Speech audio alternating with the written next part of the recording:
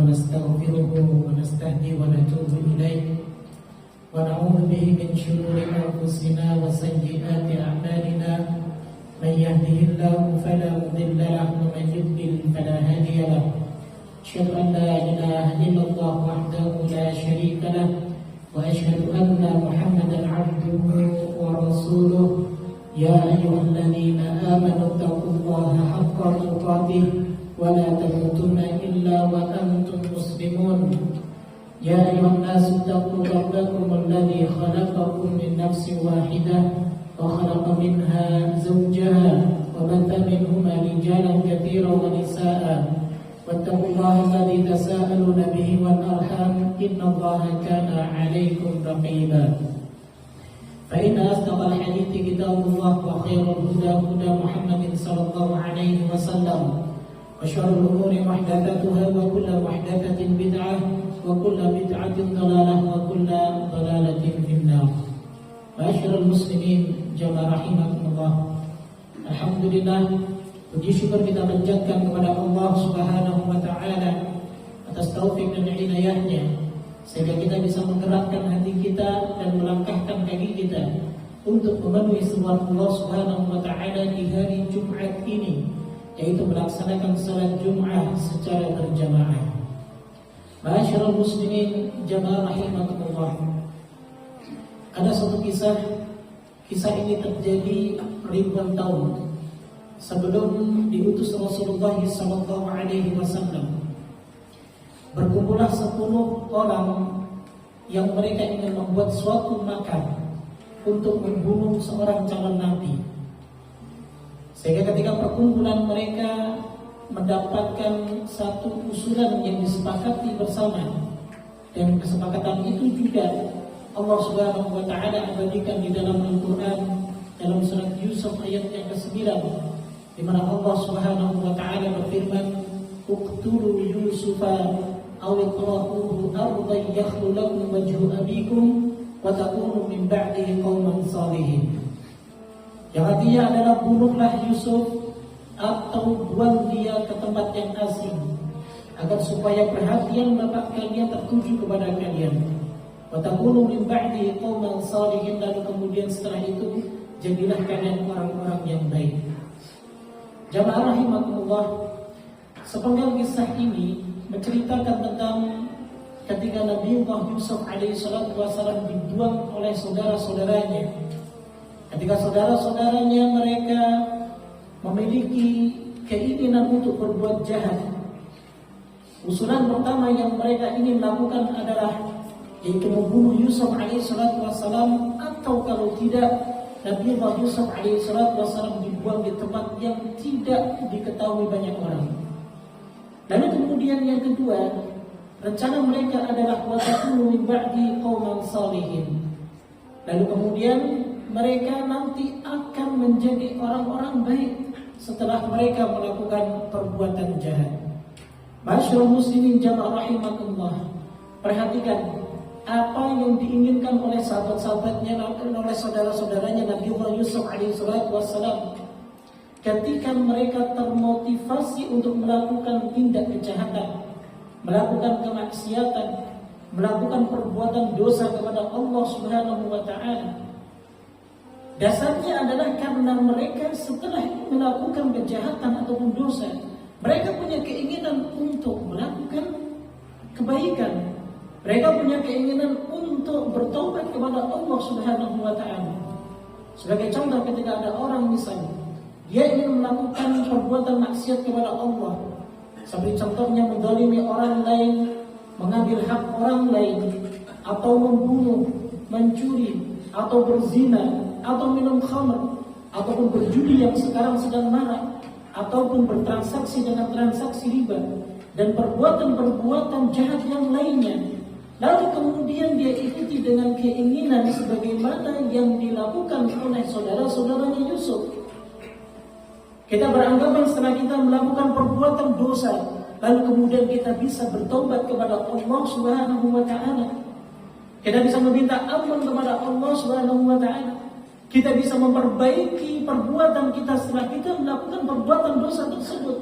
Maka ingat jamaah rahimakumullah, Justru hal yang seperti ini dapat memotivasi kita untuk melakukan kejahatan. Justru keinginan kita bertobat setelah nanti kita ingin melakukan perbuatan dosa, ini membuat kita termotivasi dan terdorong untuk melakukan kejahatan tersebut. Sehingga kita tidak takut lagi untuk melakukan kemaksiatan. Sehingga kita tidak takut lagi untuk berbuat zalim kepada orang. Sehingga kita tidak takut lagi untuk durhaka kepada Allah Subhanahu wa taala atas segala perbuatan kita. Oleh karena jemaah sekalian rahimakumullah, perlu sekali bagi kita untuk kita ingat bahwa apapun yang kita kerjakan, apapun yang kita lakukan, ketika itu merupakan perbuatan dosa, ketika itu perbuatan maksiat yang kita kerjakan, maka ingat bahwa perbuatan dosa yang kita kerjakan itu akan ada balasannya dari Allah Subhanahu wa taala. Sebagai contohnya, ketika ada orang diberi kesempatan di satu perusahaan saat dia memimpin di jabatan yang dia bisa untuk mengambil dan untuk bisa korupsi harta dari kantornya tersebut, lalu kemudian dia memanfaatkannya dan dia mengambil uang tanpa hak dengan anggapan bahwa nanti meskipun dia mengambilnya tanpa hak dan ini merupakan perbuatan dosa, setelah berbuat dosa dia nanti akan bertaubat kepada Allah. Dia bisa bagi-bagikan harta tersebut kepada orang-orang yang tidak mampu. Dia bisa mungkin untuk melaksanakan haji. Dia bisa untuk bersedekah. Dia bisa untuk membangun masjid dan perbuatan-perbuatan amal saleh yang lainnya. Tapi perlu diingat jamaah sekalian rahimakumullah bahwa di dalam Islam Rasulullah SAW memberikan kaidah kepada kita bahwa innallaha thayyibun la yaqbalu illa thayyiban. Sesungguhnya Allah Subhanahu wa taala zat yang maha baik. Allah tidak akan menerima kecuali sesuatu yang baik. Bahkan sedekah yang kita berikan dalam bentuk sedekah, jika itu kita dapatkan dari hasil yang haram, maka tidak akan mungkin diterima oleh Allah Subhanahu wa taala. Karena Rasul sallallahu alaihi wasallam pernah bersabda, la tuqbalu salatu ahadikum bighairi tahur. Tidak akan diterima salat salah seorang di antara kalian kalau tidak bersuci. Wala sadaqatun min ghulul, dan tidak akan diterima sedekah dari kalian dari harta menipu. Ini merupakan ancaman dari Rasul sallallahu alaihi wasallam. Jadi sebanyak apapun harta yang kita gunakan untuk kebaikan, tapi jika harta tersebut kita dapatkan dari hasil yang haram, maka tentunya ini akan menghambat keberkahan, ini akan menghambat diterimanya amal saleh kita kepada Allah Subhanahu wa taala. Masyaallah muslimin jamaah rahimakumullah. Ada satu contoh di mana Rasul sallallahu alaihi wasallam pernah bersabda dalam hadis yang diriwayatkan oleh Imam Tirmidzi. Kata beliau sallallahu alaihi wasallam, "Idza kharaja rajulun hajjan bi nafaqatin tayyibatin." Jika ada seseorang yang dia melakukan ibadah haji dengan harta yang halal, lalu kemudian wawada'a rijlahu fi khirzi, dan dia meletakkan kedua kakinya di atas kendaraannya. Lalu kemudian dia mengatakan labbaik Allahumma labbaik, kami menyeru kepadamu ya Allah dan kami menyambut kedatanganmu ya Allah. Lalu kemudian nada munadin minas sama, lalu ada yang memanggil dari atas yang langit, dia mengatakan labbaik Allahumma wa sa'daik, bahwa kedatanganmu diterima, lalu kemudian amalmu diterima oleh Allah Subhanahu wa taala. Kenapa diterima? Karena zaduka halal, perbekalanmu itu halal, wa nafaqatuka halal, dan nafkahmu juga halal, wa hajjuka mabrurun, dan haji kalian menjadi haji yang mabrur. Lalu kemudian Rasulullah SAW melanjutkan lagi, ketika ada seseorang yang keluar untuk berhaji tapi binafaqatin khabithatin, dia menggunakan nafkah ataupun harta dengan harta yang haram. Lalu kemudian dia menaiki hewan tunggangannya, dia kemudian bertalbiyah labbaik Allahumma labbaik, lalu kemudian diseru dari atas langit, la labbaik wala sa'daik, bahwa kedatanganmu tidak diterima dan juga amalmu tidak diterima oleh Allah Subhanahu wa taala. Karena zaduka haram, perbekalanmu itu haram, wa nafaqatuka haram, dan nafkahmu juga haram, wa zaduka ghairu mabrur, wa hajjuka ghairu mabrur, dan hajimu tidak akan mabrur ataupun diterima oleh Allah Subhanahu wa taala. Inilah jamaah sekalian rahimakumullah yang akan terjadi.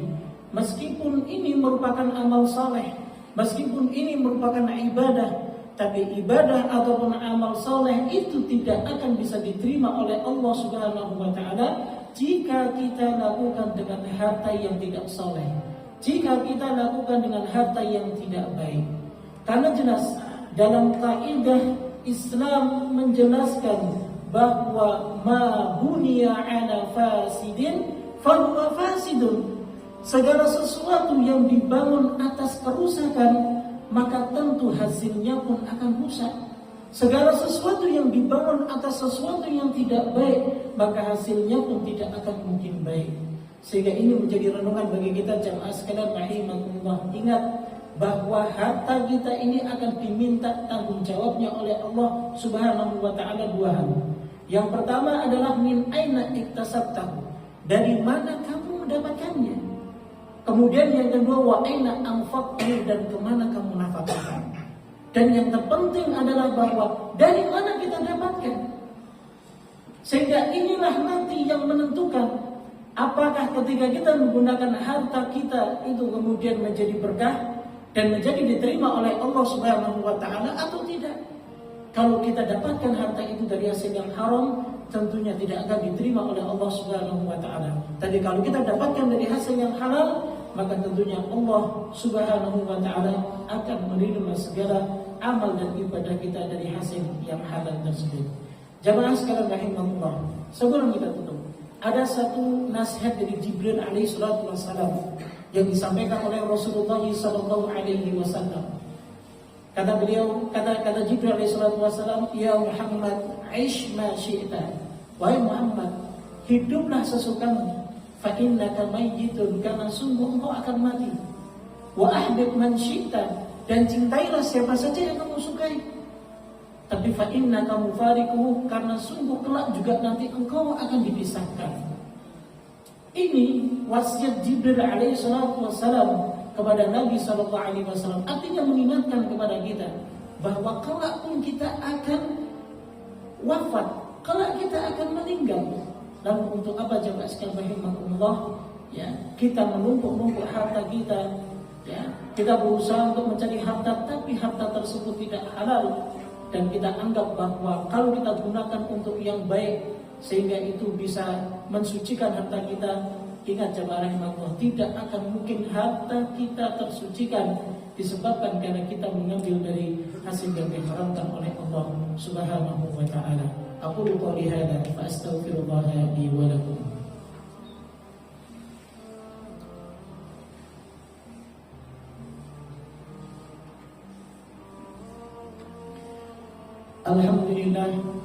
Alhamdulillahi wa kafa, wassalatu wassalamu ala rasulillahi mustafa Nabiyyina Muhammadin sallallahu alaihi wasallam wa man iqtada. Asyhadu an la ilaha illallah wahdahu la syarika lah, wa asyhadu anna Muhammadan abduhu wa rasuluh. Ya ayyuhalladzina amanu taqullaha haqqa tuqatih wa la tamutunna illa wa antum muslimun.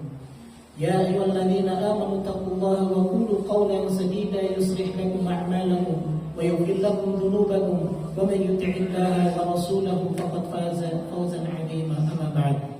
Masyaallah muslimin jamaah rahimakumullah. Di khutbah yang kedua ini kami ingin berpesan kepada kami pribadi sebagai khatib pada siang hari ini adalah kita bersama-sama untuk meningkatkan ketakwaan dan iman kita kepada Allah. Karena dengan dua sumber ini kita akan bisa meraih kebahagiaan, imma kebahagiaan di dunia dan kebahagiaan di akhirat. Masyaallah muslimin jamaah rahimakumullah. Sedikit menambahkan dari khutbah yang pertama tadi terkait dengan harta haram yang jika kita dapatkan dari hasil yang haram. Perlu diingat bahwa di dunia ini Allah Subhanahu wa taala memberikan batasan kepada kita untuk menikmati kenikmatan.